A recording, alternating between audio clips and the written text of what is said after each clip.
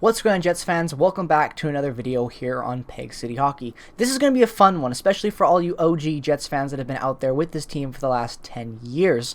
This is a fun one. I've been wanting to do it for a long time, or do a video like this. And the Winnipeg Jets, as we all know, especially in the 2.0 era, haven't been a big trade team. I would say the last 3 years, 4 years, obviously that number has increased a lot, with the first real trade being the Paul Stastny one. That was a huge deadline get. Then Kevin Hayes the year later, and then obviously this offseason in trading for Brendan Dillon and Nate Schmidt. Those were a lot of trades being made to improve this team, where in the past that really wasn't the case.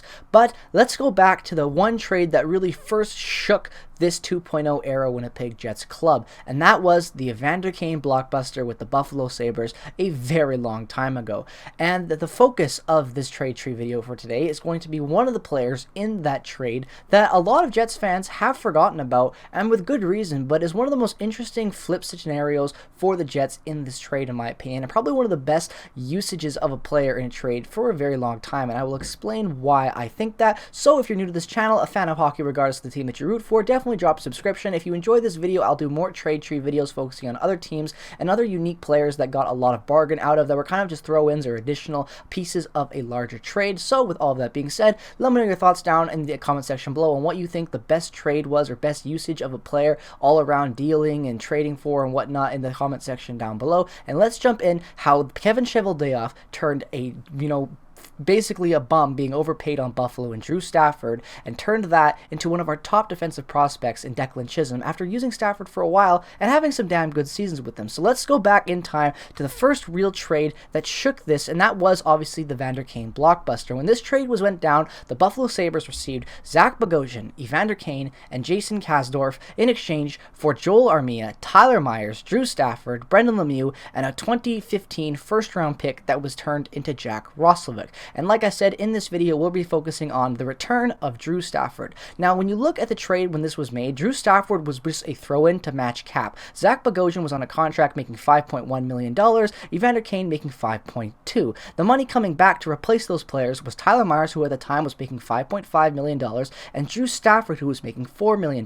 That's where the bulk of the money came back from, as well as Joel Armia making just less than $900K. That balanced out the checkbooks and made this trade possible. And then you have to go over and look at where this all starts, and Drew Stafford's time with the Winnipeg Jets and his point totals in his first years. Now, Drew Stafford spent 3 years with the Winnipeg Jets, his first year being 2014-15 when the trade went down. He ended up playing 26 games for the club that year, putting up 9 goals, 10 assists for 19 points, helping this team make the playoffs for the first time in franchise history, where he recorded a goal and assist and was one of our most consistent players in that Anaheim series such a long time ago. He was great for the Jets after that year. He was fantastic, like I said, as a throw-in player, just kind of seeing where he lands up, needing a fresh start. When you look at his last 2 seasons with Buffalo, in 2014, that year, he had 9 goals as well, having an okay year, but again, not being a really good contributor on our team that was not very good. The year prior to that as well, putting up 9 goals again in 15 games. He had kind of been on the regression since having 16 goals in 2013-14, and like I said, more of a throw-in to help balance cap.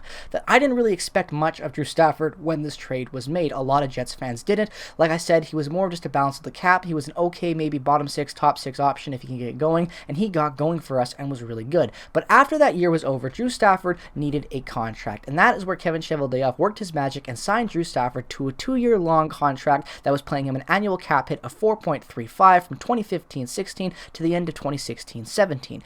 He was really good for us in that span. You go back over and look at his stats. His only, close to a full year, he played 78 games for the Winnipeg Jets in 2015-16, and he was awesome for us. He was one of our best players, not to mention the fact that in his first year with the Winnipeg Jets back in 2014-15, he was 12th on the entire team in scoring and coming over and only playing the 26 games that he played that year for us. He was really, really good and underrated, like I said, on a Jets team that had a lot of talent but was still up and coming. And then you go into, like I said, his first year with the Jets, his kind of full year, like I said, playing those 78 games. He was 6th on the team in scoring. The only players ahead of him were Matthew Perreault, Brian Little, Dustin Byfuglien, Mark Scheifele, and and Blake Wheeler. So he was a core contributor on that team, as well as being tied with Nikolai Ehlers with 38 points, having himself a great year. Like I said, scoring 21 goals, his highest and last time he would ever get 20 goals in his career. After that, it was not good for him, but he was great for us that year. 21 goals, 17 assists, 38 points on a really good contract, playing well, and just showing how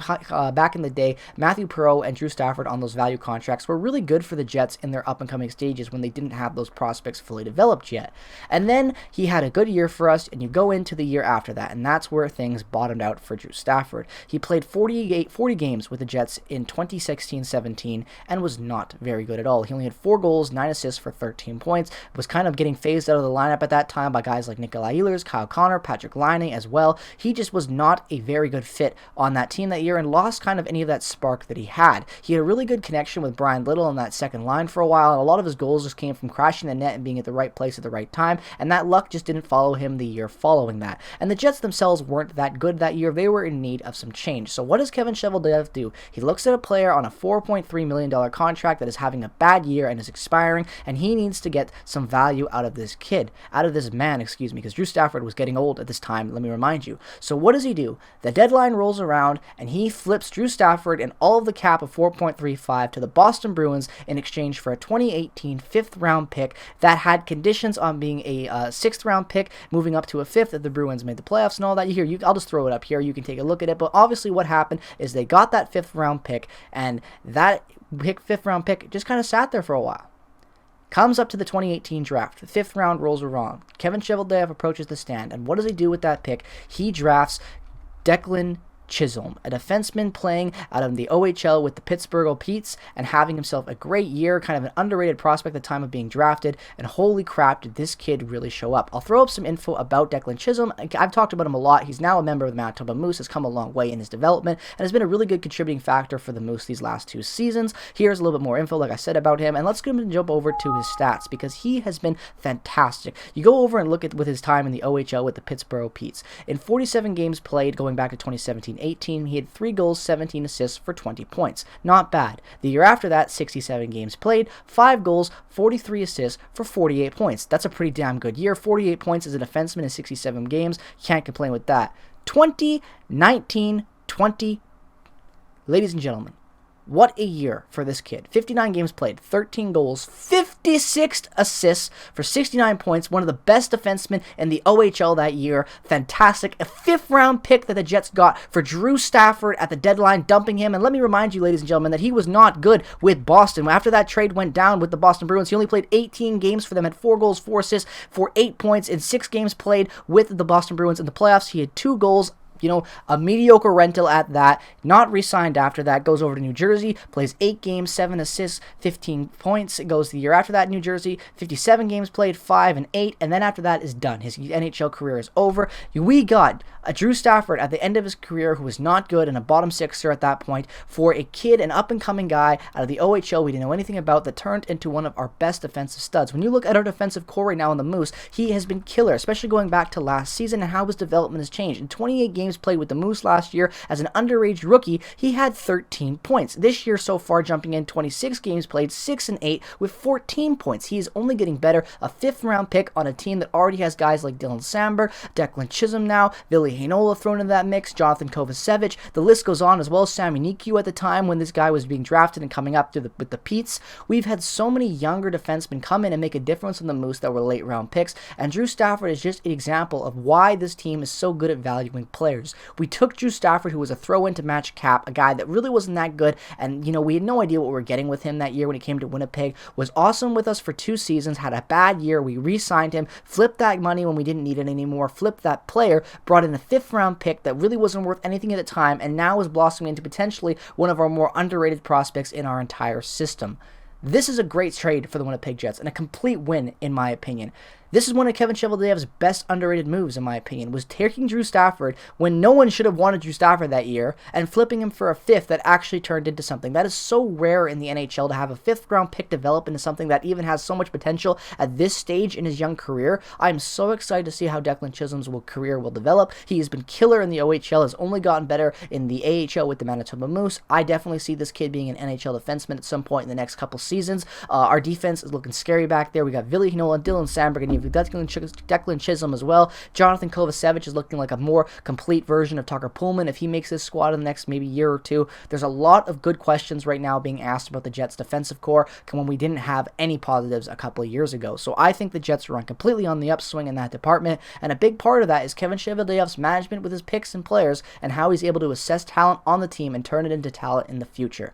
This is just one of my favorite trades he's made. Let me know your favorite trade that Kevin Cheveldayoff has made down in the comment section below. Let me know your thoughts on this video, on Drew Stafford. What was your favorite memory with him, and how excited are you about Declan Chisholm? Let me know all your thoughts down in the comment section below. As always, make sure to go in the description, follow me on Twitter, follow me on Instagram, as well as check out all the other affiliated content creators down there as well, and check out all of their links. If you're looking for a new podcast to start this year off, definitely check out the Prairie Puck podcast. It's a little bit of everything where we talk about the Winnipeg Jets and focus on other teams and news as well that happens in this NHL world that we live in. And yeah, if that interests you, check it out. Links in the description. We're available on Apple Music and on Spotify as well as here on YouTube. So with all that being said, have a great rest of your day. Peace, love, and positivity, all you beautiful people out there in the world. I will be back with more Jets content soon. I hope you enjoyed this one. Have a great rest of your day. Go Jets, go! Bye-bye.